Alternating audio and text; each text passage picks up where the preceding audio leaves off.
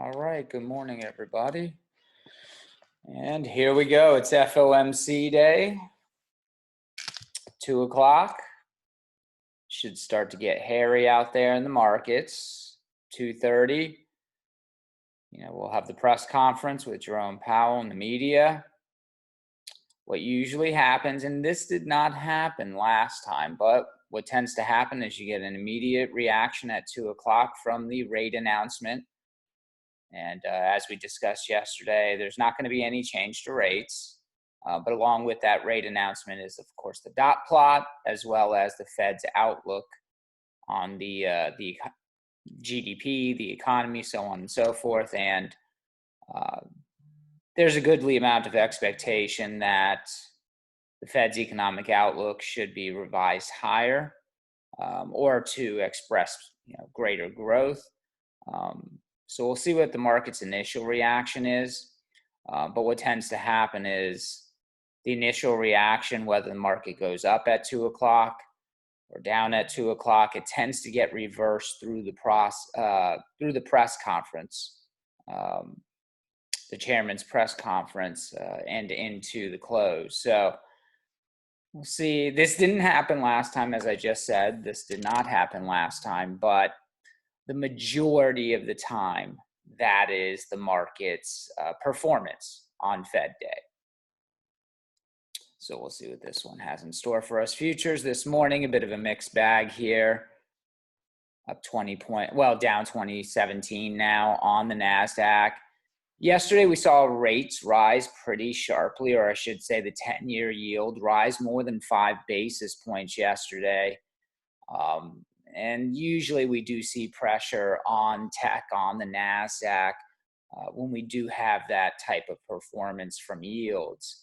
Today we have yields rising once again. However, they're off of their best level today. So S&P 500 futures essentially flat there. NASDAQ futures under some pressure with Dow futures under pressure. VIX, they're still not hedging.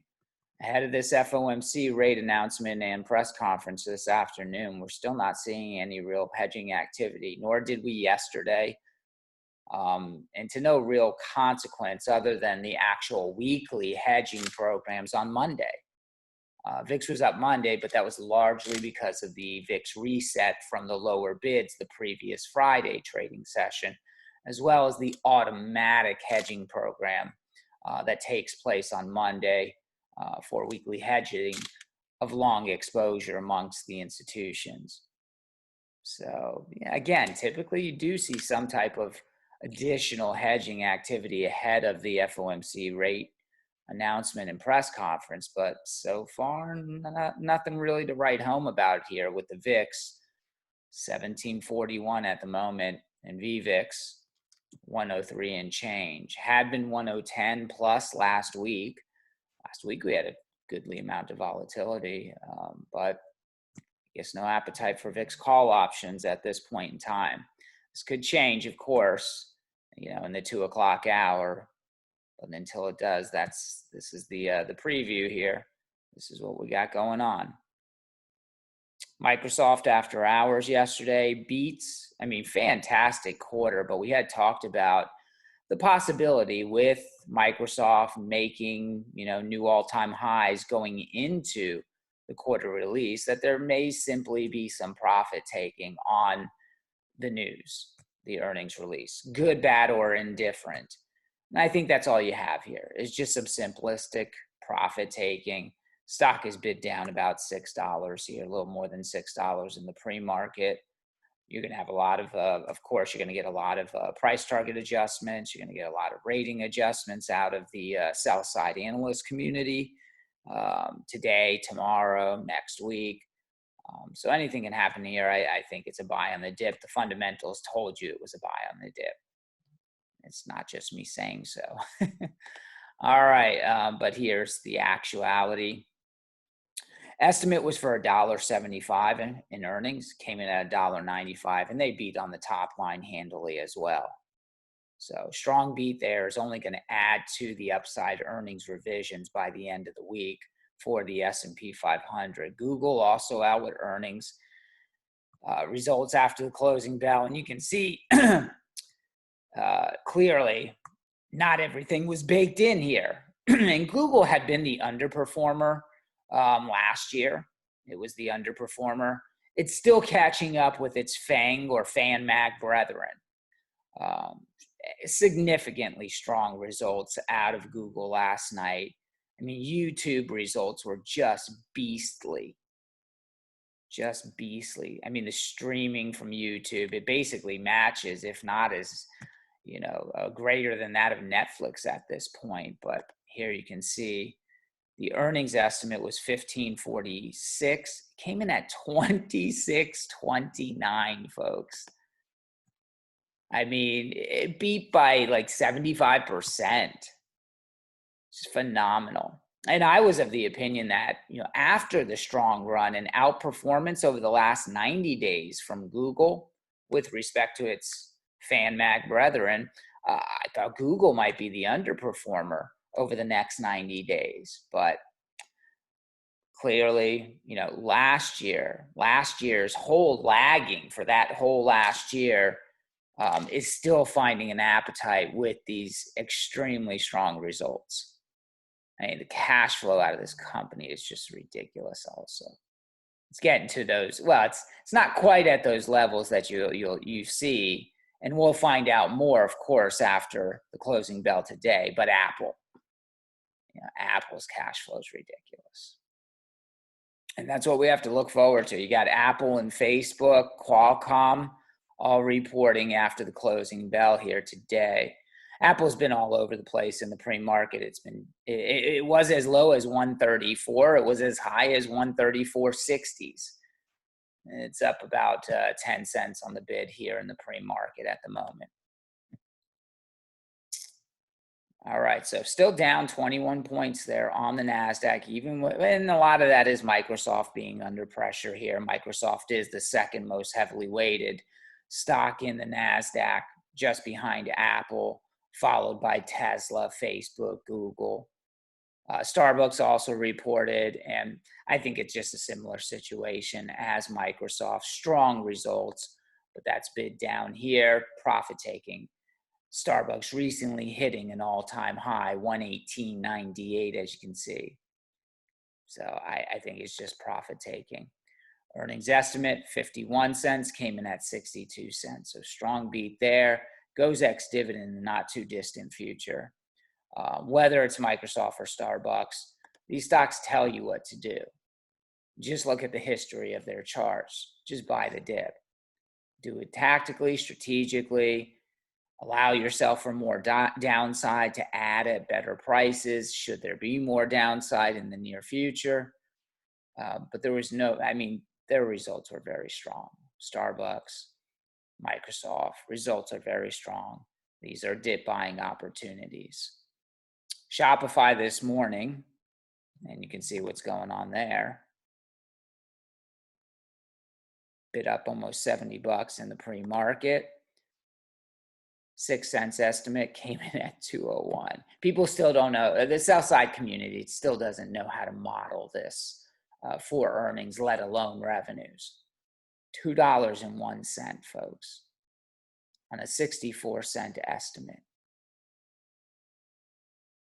So very strong beats here when it comes to some of these momentum names, tech names, FanMag names. And we'll get more after the bell. And tomorrow, of course, we'll hear from Amazon and Twitter tomorrow. All right, just looking at yields here, you can see we're up almost 2 basis points, a little under 2 basis points on the 10-year. We had been up as much as 0.026 basis points, or a little more than 2.5 basis points. So we got a bit of a sell-off in the 10-year Treasury, in yield, in the rate market in general, from yesterday into today.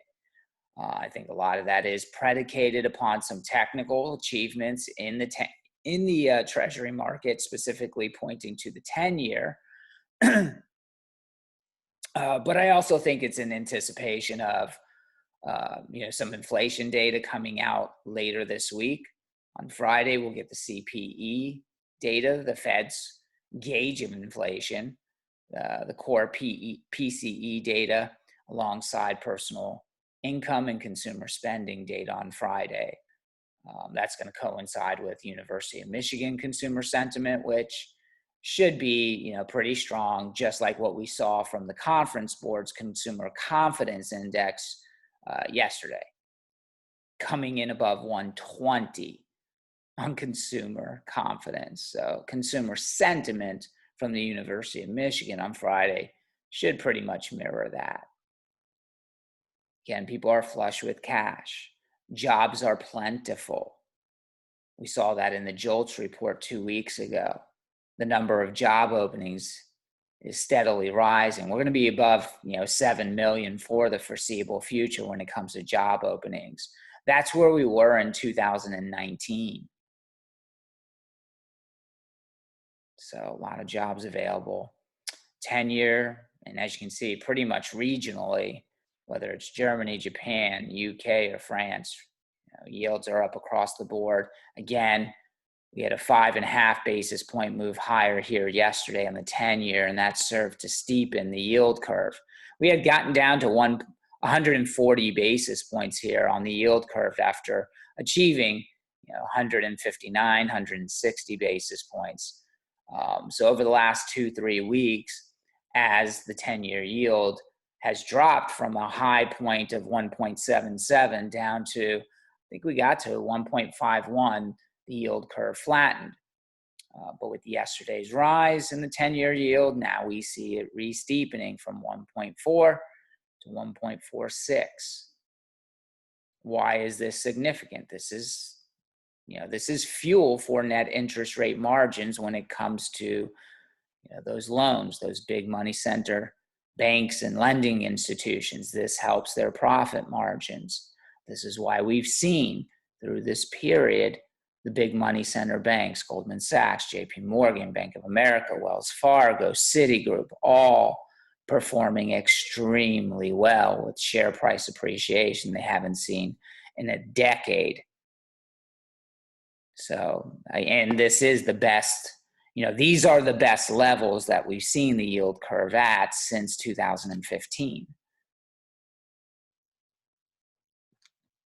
So some re-steepening, and more than likely, if we hold yields higher here today, we'll continue to see the steepening of the yield curve from yesterday into today's trading session. Credit spreads, again, nothing to worry about here. Another one of our buy the dip indicators suggesting that the credit market is very tranquil. Things are, at equilibrium out there. Credit market has no concerns about the economy, the state of the equity market, the state of, funding operations, so on and so forth. Very tight credit spreads here.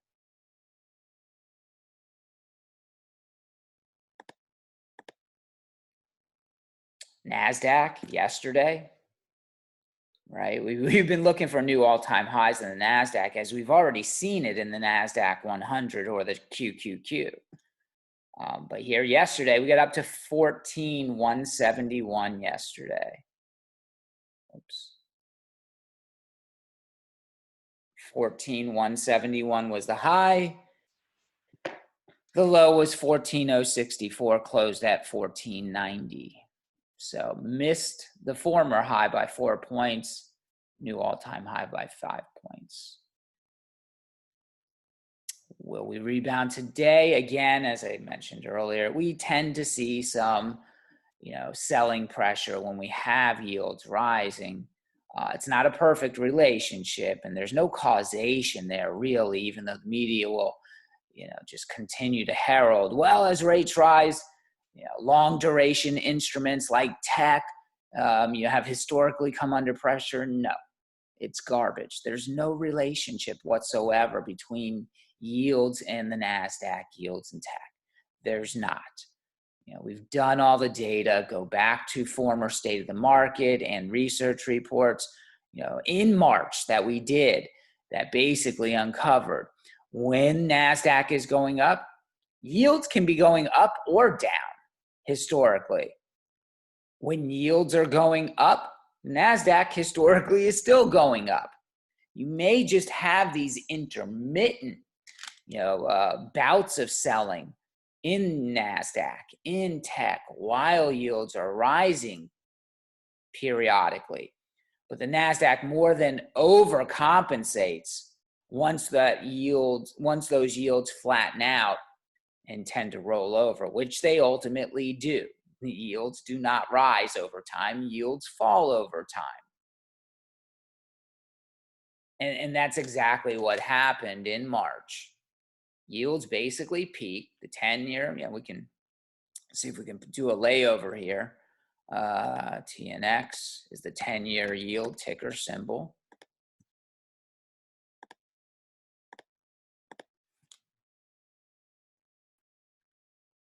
Just narrow our time frame here.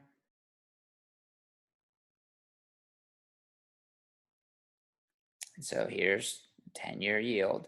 And we were under pressure intermittently here as yields were rising. And they flatten out here, kind of a double top here. And the NASDAQ more than overcompensated. We had a 12% correction in the NASDAQ. And it recaptured everything, right? I mean, within 4 points of recapturing everything.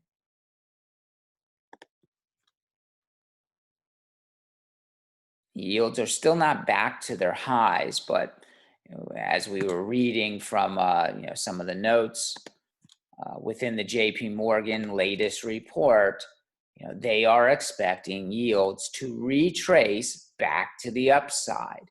They are expecting the cyclical trade. And if you haven't read the report here from JP Morgan, check it out at your leisure. Some good charts here, some good notes, talking about large caps, small caps, mid caps, and how you should be positioned. They feel that the reflation trade is going to come back here as yields start to rise again. They believe the reflation trade is coming back. So you should be positioned in cyclicals like financials, industrials, materials, big money center banks, consumer discretionary, so on and so forth. And maybe we do continue to see, another bout of pressure come over the NASDAQ, come over tech names, as we go along here through this cycle, and of course through today's Fed rate announcement. As I said earlier, I think the recent bout of Treasury selling, where yields are rising, is in anticipation of some of the inflation data coming out on Friday, as well as this 2-day meeting from the Fed, right? They never want to make it easy for Jerome Powell and the Fed. There's always a way, to put the Fed chairman under pressure during the FOMC. It's either the S&P 500 is going to all-time highs going into the meeting, or like today and yesterday, you have yields reinforcing the inflation narrative and the questions about inflation come the press conference. And of course, we do tend to have the FOMC meeting does more often than not coincide with the week we're getting the PCE data.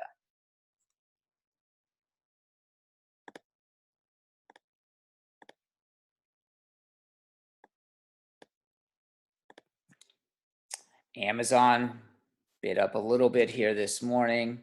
Again, earnings coming out tomorrow after the close today.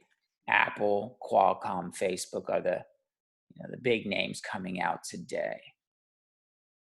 What are my thoughts here today? I think if this is the worst yields can do today, and now we're actually falling back a little bit more here on the 10-year yield, but I think if this is the worst that yields can do today, maybe two basis points higher going into the Fed meeting, I'd be of the opinion that NASDAQ futures will recover when the market opens, and at some point be green ahead of the FOMC rate announcement and press conference. Again, if the 10-year, and we're still falling on the 10-year year. If we can stay within 2 basis points. Above 2 basis points, I think things get a little hairy for the NASDAQ, but we'll see. All right, so just kind of, come on, right? I mean, who doesn't feel like this? I did Monday and Tuesday. I'd like to pass go, collect $200 and move straight to Friday now. Like, seriously, my week is just long. As I said yesterday, we're probably not going to have a state of the market video here this week because I've got client meetings, as well as my wife is doing after school duties because she teaches seniors and they have their graduation award ceremonies this week. So yesterday she didn't get home till 8. Today she's not going to get home till 8 either, which means your boy has to, he has to tend to the kids in the afternoon as opposed to closing up shop and, just kind of relaxing a bit. So I got to pick up the kids. Then we go to the park. I waste some time at the park because they need to be entertained. When I get them home, it's daddy, daddy every 5 minutes. So at the park, at least they're entertaining themselves to a certain degree. Then we come home and then it's, I gotta, the boy, my son, he only eats hot dogs, his pouches, and a little bit of French fries. So I'm gonna make hot dog. My daughter, she only eats pizza, French fries, chicken nuggets, and her pouches. They, the little squeeze and go pouches, which are good because they've got all the, vegetables and fruits and vegetables. Excuse me. And vitamins in there. So today, 2 days in a row, I got this daddy duty going on when I'd love to just be relaxing and maybe just looking at markets in the after hours for some trading opportunities. And for those of you who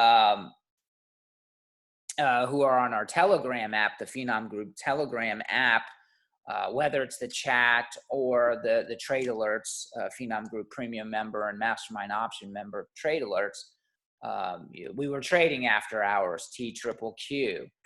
My risk trades, meaning, they're not official trade alerts. I'm just taking, personal risk, but I do want to disclose what I'm doing and why I'm doing it to all of our members. We were trading TQQQ. It got all the way down into the 109.30s in after hours. I took a first position in after hours at 109.55. I took a second position at 109.32 and sold all of those in the after hours within an hour and a half, both for a profit at 109.91 and 110. So just some additional opportunities there in the after hours. Initially, the Qs went down because Microsoft is, again, the second most heavily weighted in the NASDAQ, let alone the NASDAQ 100. So it offset a lot of the strength that we saw in Google. But people don't realize that Starbucks is also in the NASDAQ. Yes, it is. And that being down too also weighed on things. Apple initially fell as well, but then the TQQQs recovered into the 7 o'clock p.m. hour. So some quick trades there in the after hours. Again, just kind of padding your gains year to date.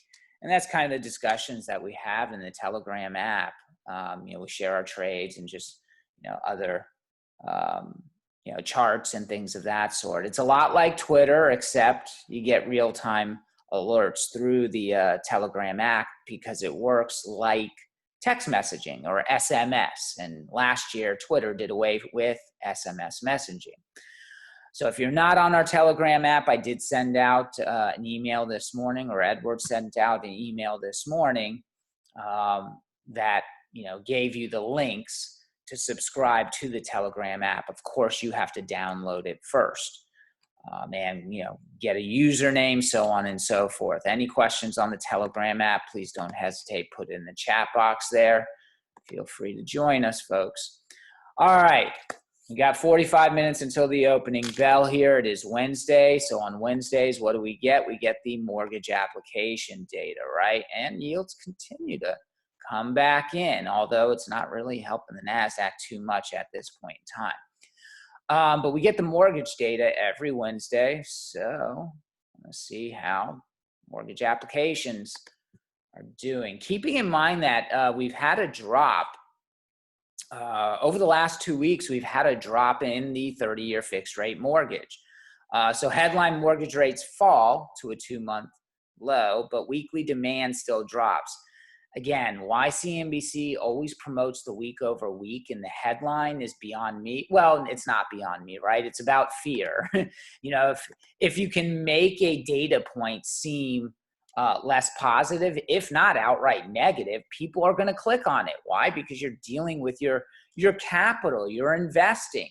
If something is out there in the way of financial information that can lend itself towards you not losing capital because you've read this information, you're more than likely to click on that headline. So that's why they do it. But the reality is all you should care about is the year over year. Is the year over year mortgage application data higher or lower? So we'll dig into it here. To purchase a home fell 5% week over week. You have mortgage applications to purchase a home, and of course you have refinance mortgage applications. So on a week over week basis, mortgage applications fell by 5%. Applications to refinance a home loan fell 1%. And again, even on the title, in the bullet points, this is just week over week, and in my opinion, garbage. So dig into it. We find the year over year, week over week. Over week. For the weekend, we're 18% lower than 1 year ago. Now, when it comes to the refinance data, this is to be expected, but this is actually an improvement, a sequential improvement on the year-over-year basis. We had been seeing numbers, down in the 20, 30, 40% on a year-over-year basis. And again, somewhat to be expected, like the pool of refinancing, the homeowners that are refinancing, that pool is much shallower given all the refinancing that has been done over the last year and a half. So we expect this to continue, as we say every week. We expect the applications to refinance to be down year over year as we trend through the course of this year. But it's the purchase of a new home, or a home, I should say, that we expect to be higher on a year-over-year basis. And here it is. Mortgage applications to purchase a home fell 5% for the week, but they were 34% higher than a year ago. Again, this just supports what we're seeing in the way of year-over-year existing home sales, new home sales, and pending home sales data. The housing sector is very strong. There's clearly still significant demand for a home. The only problem really is, it depends on where you're coming from. The major problem is supply. We still have record low inventory in the housing market.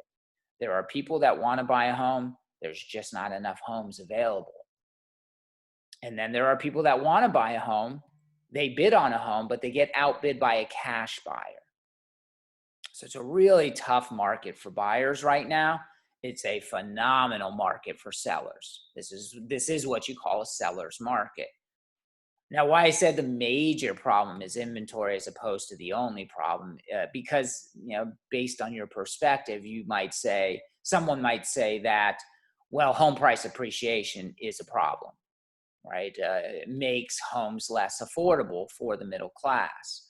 The reality is, this has always been the issue. So how do you distinguish between, it being a problem and it being normal, right? I mean, home prices go up over time.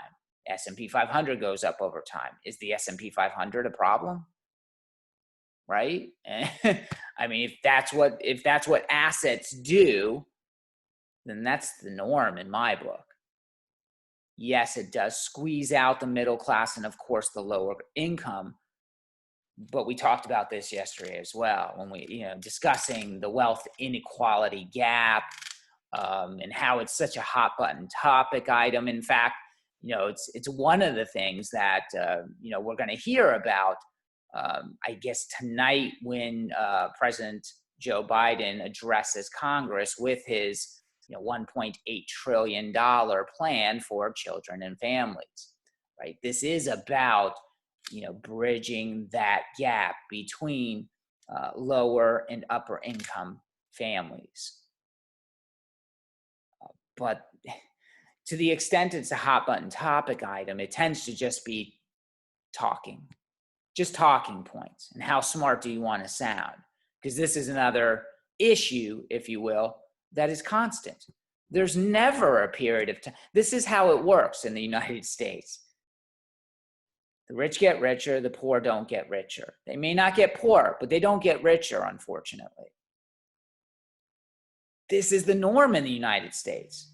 We may just hear more and more. We may have the access to the information more than ever before, so we can actually, speak in an educated fashion on the subject matter and have data points to support our thoughts, our feelings on it. But the wealth inequality gap has always been there. It'll always be there. That's part of the financial, it's part of how our markets work. It's the capitalism, at play as well. So, we're going to hear more about this particular issue. One of the things we also talked about yesterday kind of pissed me off is when it comes to the financial media, like this is one of my pet peeves. The financial media is one of my biggest pet peeves because all they do is exacerbate, that issue of wealth inequality. I mean, you have these people like Mike Wilson here, who has made it literally his religion of calling for 10%. Now he's saying 10 to 20% correction. Why I say it's basically become his religion is literally since May of last year, he's been calling for a 10% correction. In 2018, rolling bear market. But how do you call for a 10% correction incessantly and expect people to have any semblance of confidence to put their capital into any kind of investment vehicles related to the markets? Like how? If every month you are informing your clients, informing the public that you believe a 10% correction, we're on the cusp of it, how is anybody supposed to buy stocks? It's Morgan Stanley. It's a reputable outfit, if you will, institution. And you're the chief equity strategist. You've been wrong every single month. So you've essentially put people in the bullpen who have wanted to be in the game. You have people on the bench that just want to participate, but you're scaring you're scaring the pants off of these people with your 10% correction calls. And yet we're supposed to, believe that there's the probability that the wealth equality gap is to be bridged. Moreover, you've got all these different assets to choose from. And no matter where you look, somebody's got a bearish commentary from a major institution. And it's not just the S&P 500 Mike Wilson gets wrong, again, as if it's his religion to be wrong.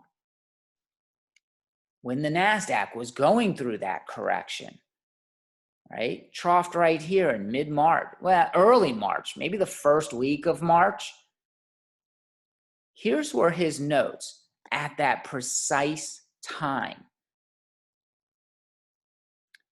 Based on the technical damage to date, the NASDAQ 100 appears to have completed a head and shoulders top and should test its 200-day moving average, which equates to 8% lower or 11,618 in the NASDAQ. We sent out this report to Finom Group members back when it was published in early March. He was calling for 8% lower, or 11,618 on the NASDAQ. This was the trough. He basically, if you had done the exact opposite of Mike Wilson and bought here, instead of being frightened and potentially selling here, you would have done very handsomely. You would have gained 12% in the index over that time period. So again, this is what we talk about financial literacy in America. This is where our information comes from. You know, people get their financial information from Twitter. They get it from Facebook. They get it from CNBC. They get it from Bloomberg. And yet all these media outlets do is incessantly promote and have these segments on air talking about the potential pitfalls in the market, which inevitably lead to the potential pitfalls for investors to consider. It's fear, it's fear, it's fear. How are you ever going to be confident, in investing if that is the drumbeat every darn day, every hour of every day? Inflation, rising rates, the Fed is going to taper. Eventually, they're going to raise rates. Taxes. Like, most of what we hear is the lesser probable outcomes. Well, if they raise taxes, that means we're going to see selling of the major averages. We're going to see investors sell. You might see it momentarily as people try to lock in, the existing tax rate. But the reality is also that most people don't have their investments in taxable funds. Something like a quarter of capital in the market is in taxable funds. 75% does not reside in taxable funds. It's passive investing. It's 401ks. It's pension funds. But that's not really what you hear on CNBC or Bloomberg or find in social media. And what do we know when tax rate goes up? When the tax rate rises, we talked about this. We showed you the historical data in our weekly research report. There it is. Like, this is history. This is the truth. This is the black and white. Years of tax hike equal strong gains. Tax hikes in the 50s, right, to basically pay back for the war. 68, 1993, more recently,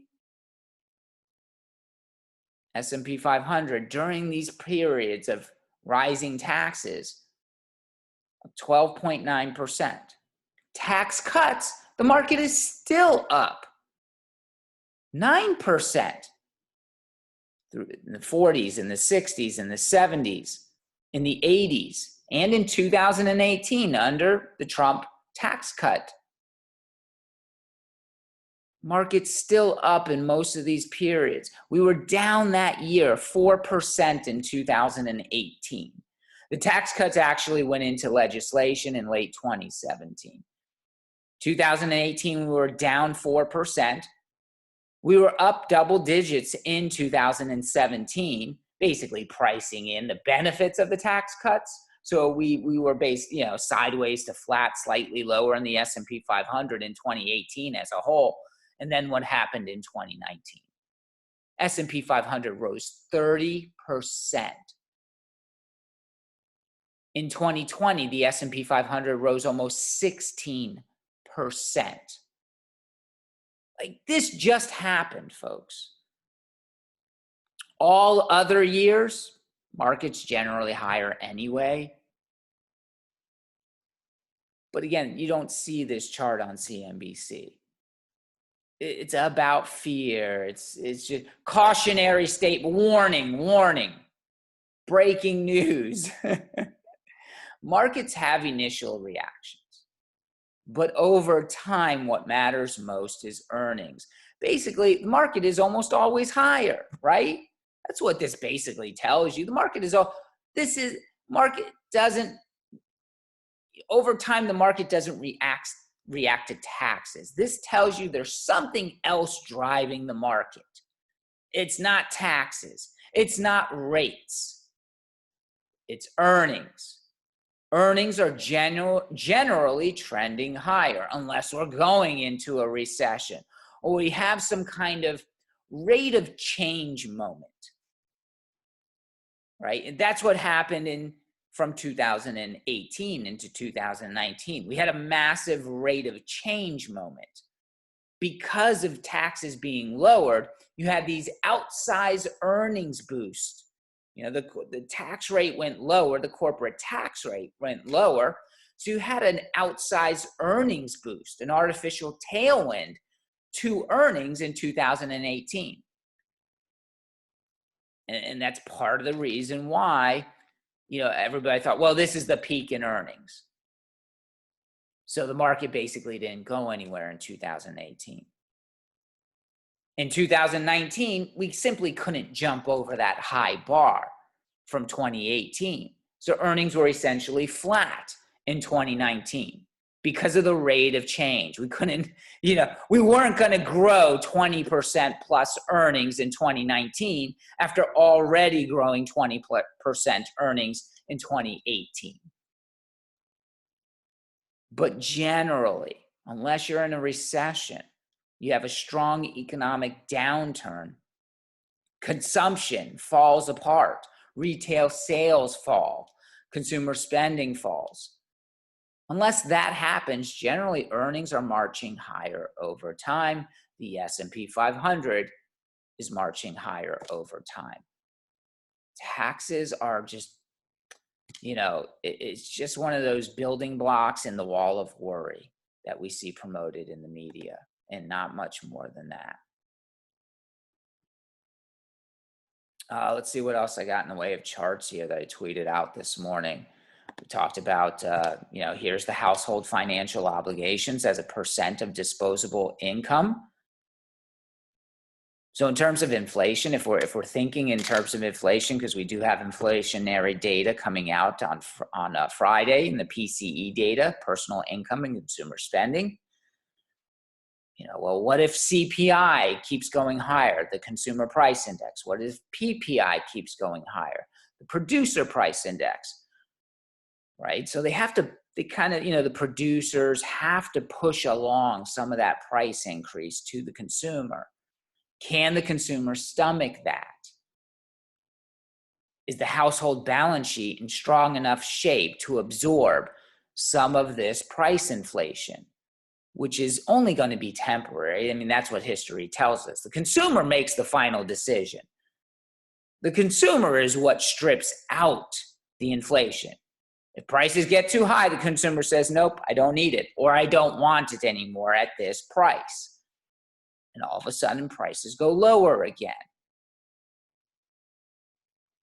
But when we look at a data point like this, right, this is household financial obligations. That's household debt, right? That's your financial obligations. You have to pay your car payment. You got to pay your mortgage or your rent. You got your credit card bills. You got student loan debt. Whatever it is, those are your financial obligations as a percentage of how much you're taking home in income. So these obligations, as a percentage of your take-home pay, are at levels we have not seen since the 1960s, 1970s, meaning that the household balance sheet is in really good shape. This shows we can absorb a lot of price increase, or CPI, consumer price index increases. We're still not at the levels of normalization from this 11-year period of deleveraging. Like, this was too much debt as a percentage of disposable income. We had the financial crisis. This was too much debt going into through the dot-com bubble. And we had a recession in 2001, right? We had 2 quarters of negative GDP in 2001. Too much debt as a percentage of take-home pay. Consumer, you could make the argument we kind of learned, but not everybody learned their lesson here. And then they decided, through deregulation, whether it was the banking industry or the mortgage industry or the financial industry, creating products and using leverage that they shouldn't have been. People got excessively over leveraged on their balance sheets, too much debt as a percentage of their take home pay or personal income. And led to a lot of those variables led to the financial crisis. Then they learned their lesson. And over an 11-year period, the households have been deleveraging. Even here, we were at our best levels in 2019, going into 2020 that we haven't seen since the 1960s, early 70s. Like, people learned hardcore. They don't like living in their parents' basements, okay? After this happened, they learned that is not where they want to spend their lives. So again, all you hear about is CPI going higher, the PPI going higher, inflation. We don't hear the other side of the story. Can we actually absorb it? This tells us we can absorb it and then some. The thing is, we probably won't have to. We'll have to absorb it in the near term, over the next 3 to 6 months probably. But much more than that, not likely.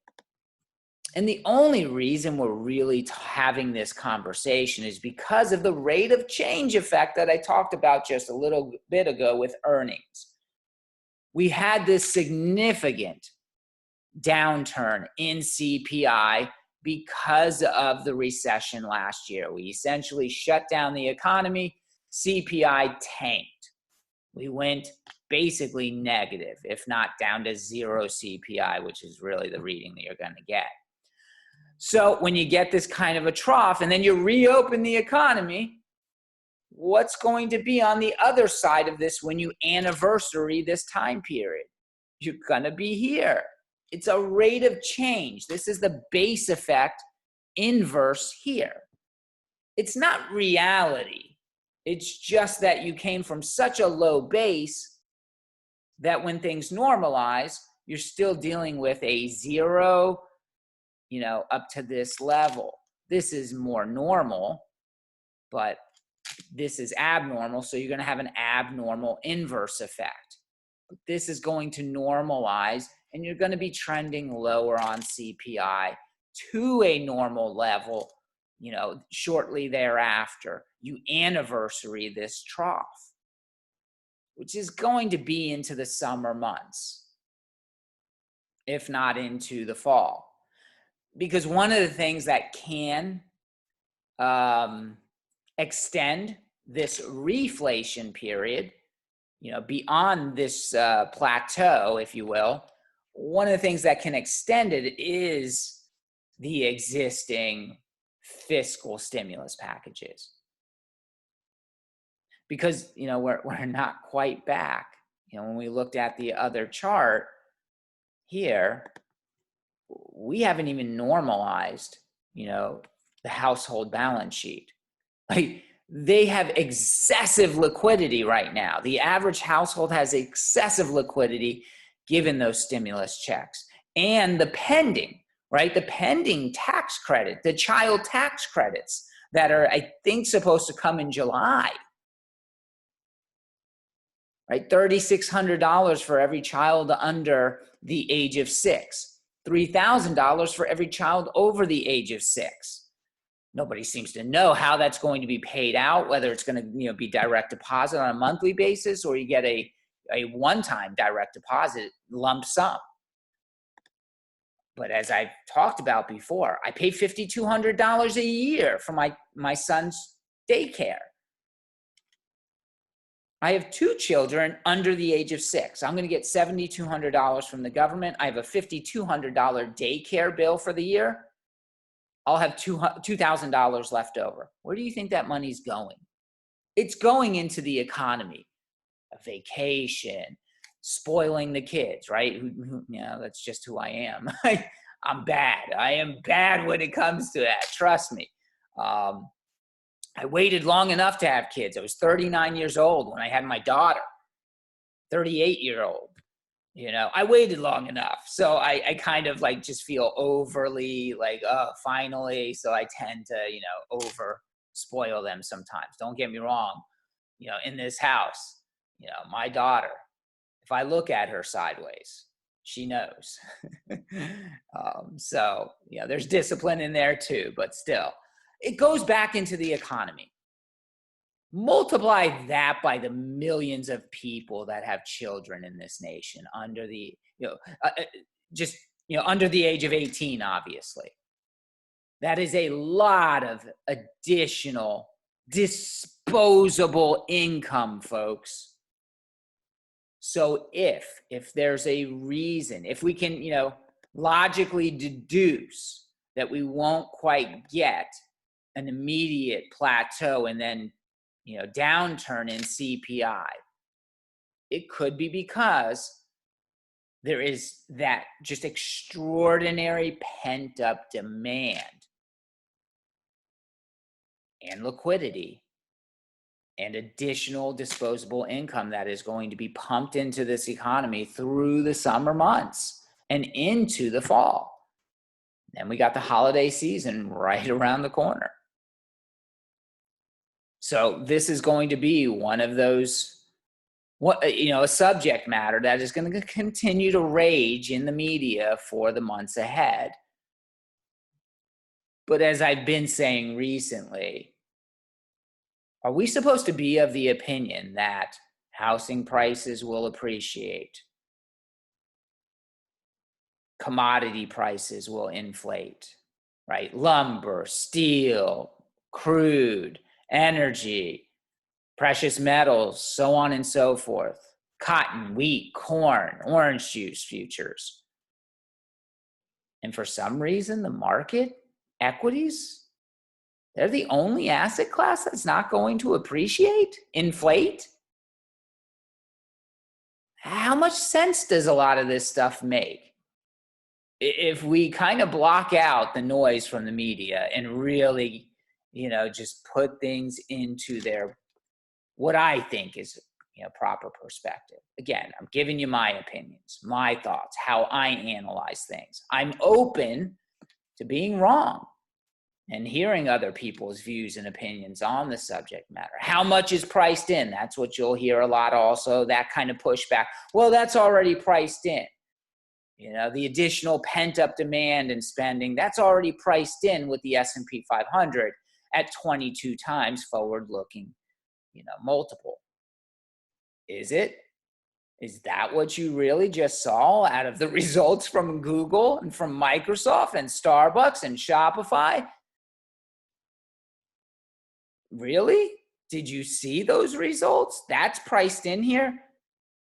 Is that why we continue to see every week the full year EPS estimates positively revised week after week after week?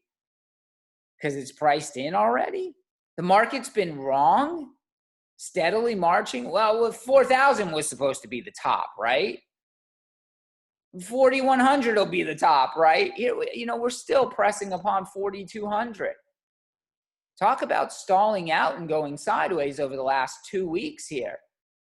That's essentially the earnings, the E in the PE portion of that, valuation. That's the E catching up to the price. Artificially, contracting that multiple for the sake of time consolidation. We're not getting a lot of price consolidation, but we are getting time consolidation that allows the E to catch up with the P and suppress that PE multiple. Again, some of this is redundant, forgive me, but the more we hear it, the more it becomes solidified and emboldens you to do what you should be doing as a trader and investor, which is buying the dip. That's all these conversations are about. building the confidence for when we do get better prices, when we do get the opportunity at a better value, if you will. You go out and you execute your game plan. Kind of going back, let's see now where we stand so far as futures. And this is where we closed yesterday. Dow basically unched here on the S&P. We did nothing yesterday. We've done little to nothing here this week. We came into the week at 4180, 4180, my apologies. I'm still stuck with that 3 at the front end. We came in at 4180. We're at 4186. We still haven't done anything. And this is where we were 2 weeks ago, Friday. So again, we've consolidated time, not so much in price. Russell slightly bid yesterday. Oil this morning up 57 cents. We've done pretty well here in oil this week. Bond yields now still up a basis point, but again, we were up more than 2.5 basis points in like the 6 to 7 o'clock hour. And then we finally saw some bond buying activity come in. Asia overnight, decent session. Europe right now bouncing back.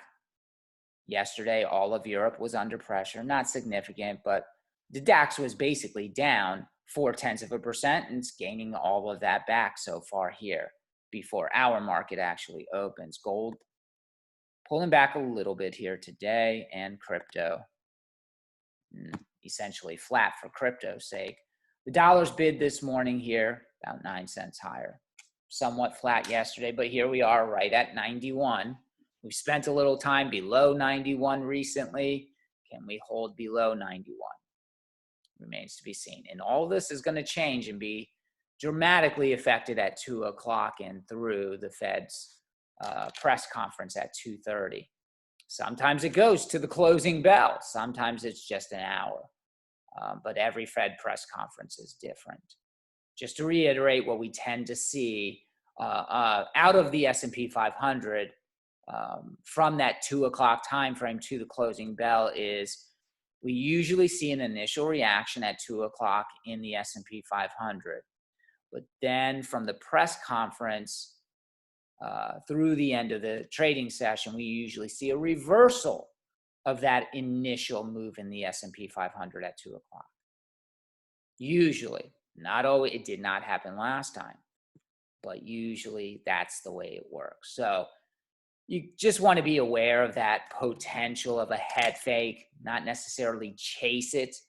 You know, if you see the market going down or if you see the market going up, you might want to just wait to see what happens in the power hour at 3 o'clock, as we'll be a half hour into the Fed's press conference, Jerome Powell's press conference at that time.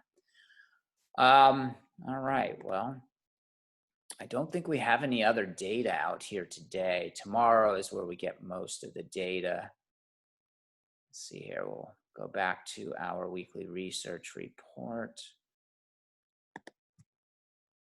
And just to reiterate, we're not going to be having a state of the market video here this week. So I have way too much to catch up on. And of course, as I said earlier, those daddy duties, because my wife thinks that she should, have these award ceremonies for the kids. I'm only kidding. They deserve it. Don't get me wrong. All right, here we are Wednesday. Nothing in the way of, we're going to get trade goods, and we will have an update on the Atlanta Fed GDP here today, but no consequential data that's going to move the markets tomorrow. We're going to get pending home sales. This is going to be our first look at Q1 GDP. It says that, the estimate is, that was the prior reading from Q4. So most GDP estimates are in the 6 to 9% range for Q1. So we'll see what that looks like tomorrow, along with jobless claims. We've had a really good string of weekly jobless claims dropping to the lowest level since the pandemic. 547,000 initial jobless claims last week reported. So as I said last week, I wouldn't be surprised if we had, maybe a slight uptick. But that did not happen last week. I'll reiterate, it wouldn't, because we've had some big drops in jobless claims lately. So it kind of just, your natural tendency is to think that there'll be some kind of snapback, right? So we'll see. We'll see. Pending homes, none of this, in my opinion, is going to move the markets. We're at much improved levels here. And even if we do get that snapback or uptick to maybe 580, 600, the market's not going to care all that much. It sees the JOLTS report. The market understands that there is roughly 7+ million jobs open out there across the country. And as the vaccination process continues, to extend here into the end of April, more and more people are willing. See, in the past, people weren't willing. We had the job openings, 6.8 million job openings, but without the vaccinations, people weren't willing to go back to work. They were contented with the additional unemployment benefits as well as their stimulus check. They could live off of that until the vaccinations came. Now that they're here, more and more people are willing to go back to work. And that's why we've seen these big drops, these sequential weekly drops in jobless claims. And then, as I said earlier, Friday, personal income, consumer spending, and the Pce Core Inflation gauge. This is not as reactionary or static as the CPI and PPI data is. But I wouldn't be surprised if it beats, economists' estimates to the upside, comes in hotter than expected. It would not surprise me, but we'll see. Again, keep your eye on yields here today. We'll see how how yields progress up to that 2 o'clock hour. A lot of videos to get through here today, and we shall. And we haven't really done anything here in futures. I'm not so sure this is an accurate print on the VIX. It may be, but I haven't paid attention. No, it's not, because futures have not pushed this that much lower. So this isn't accurate. And just quickly looking at VIX futures term structure here. Let's see what we got. Good morning, everybody. I guess we got a full house today now that we, usually we have 20 to 25 people in the trading room, but it's a Fed day, so I don't blame you. And if we have some new members in the trading room, oh, come on. This is why I struggle with, I forget his name now, Eli's website. It's so buggy. He's got so much advertising space on here. All right, so welcome to our new members. And if you have any questions, please don't hesitate. Don't be shy. Put it in the chat box. All of our members are here to help. It's about education. It's about being confident in what you're doing so far as you're investing in trading regimen. And we'll see if there's trading opportunities for us to dive into here as the day progresses. All right, so VIX. Well, it says 17, but I don't really trust it. Nonetheless, our roll yield would be 265 if that is the proper print on VIX. We still have strong roll yield, 20 days left, so still 3 weeks left in the May futures contract. This is a very good roll yield and extremely strong contango on the front month.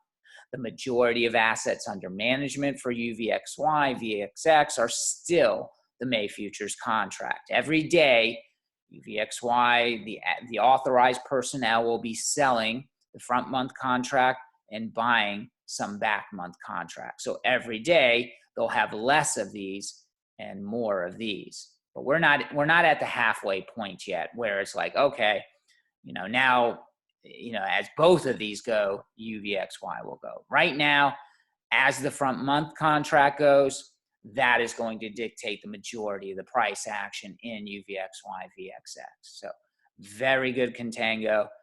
We've been hopeful for some type of uptick in UVXY recently. Haven't quite seen the uptick that we want to short. And essentially, we're just looking to get what I call a flagpole position in place. Meaning that if UVXY moves higher, if we get an execution short, we don't care if we necessarily get our 1%, 1.5%, intraday scalp or intra-week scalp. In fact, we'd rather it go against us, giving us the opportunity to short another position at a higher price, giving us more exposure for the inevitable. And what's the inevitable? The inevitable is UVXY is going to find a lower low. It's just a matter of when, which is why you take small positions also. Nothing, you're looking to hit bait. You're looking for contact, base hits. Take your 1% scalp, your 2% scalps. You do it 100, 150, 200 times a year. Your portfolio is going to have some substantial returns. You can build a core position also by doing that. You short 100 shares. It goes down, you get your 1% profit, keep 10 shares on the board. Goes back up, you short again, goes down, sell 100 shares, keep another 10. Now you got 20 shares as a core holding. Rinse, wash, repeat. Do that enough times to develop a core holding that you're comfortable with. Should you have a core holding? That's for you to decide. Not everybody wants to. Not everybody should, because you don't have necessarily the risk tolerance when eventually you get a 30% run in UVXY. And it can happen, folks. It does happen rather frequently, in fact. So it's not for everybody. It's for me. That's what I do. And with VXX. So we'll see what happens here with UVXY today. It is Fed day. Maybe we do get a bout of volatility. Maybe Jerome Powell has a misstep, doesn't answer a question, as detailed as the market would hope he would. Or maybe he just says something that the market doesn't appreciate. We'll find out at 2:30 and beyond. All right, well, with that, I'm going to drop the mic here, folks.